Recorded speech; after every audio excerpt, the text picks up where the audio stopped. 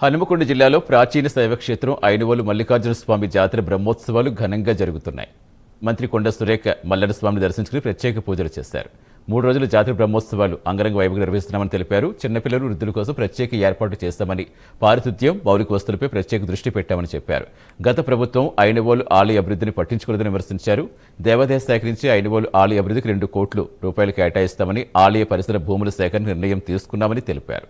సమ్మక్క సారలమ్మ జాతరను 250 కోట్లతో అభివృద్ధి చేస్తున్నామని, బాస నుంచి భద్రాచలం వరకు ఆధ్యాత్మిక సర్క్యూట్ ఏర్పాటు చేస్తామని మంత్రి తెలిపారు. టూరిజంలో తెలంగాణను నెంబర్ 1గా నిలిపి ఆదాయం పెంచుతామని సురేఖ తెలిపారు.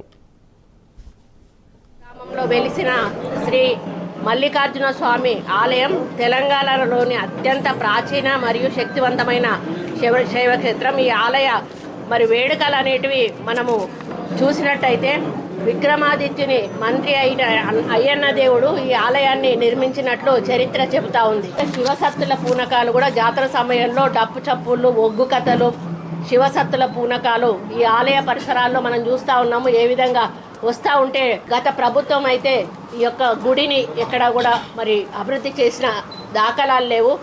ఇప్పుడే ఎమ్మెల్యే గారు వారు చెప్పడం జరుగుతూ ఉంది. ఒక 2 కోట్ల నిధులు మాకు ఇచ్చినట్టయితే మేము కొన్ని రిపేర్స్ చేపించేటివి ఉన్నవి, ఆ మండపం దాన్ని చేపించుకున్నామని చెప్పారు. అయితే ఈ సంవత్సరం మాకు ఆల్రెడీ ఫండ్స్ అంతా కూడా మేము టెంపుల్స్కి కేటాయించడం జరిగింది. వచ్చే సంవత్సరం 100% వచ్చి అంటే ఫైనాన్షియల్ ఇయర్లో తప్పకుండా 2 కోట్ల రూపాయలు ఈ ఐనవోలు దేవస్థానానికి మా తరఫున ఎండోమెంట్ తరఫున ఇస్తానని చెప్పి తెలియజేస్తూ ఉన్నాను. అదేవిధంగా హరిత హోటల్ కూడా అడుగుతున్నారు. టూరిజం మినిస్టర్ గారితో మాట్లాడి ఇక్కడ 3 ఎకరాల స్థలము దేవుడికి గుడికి సంబంధించిన స్థలం ఉందని చెప్పారు. అది కూడా వారితో చెప్పి అది కూడా శాంక్షన్ చేపించి నిర్మాణం చేపించి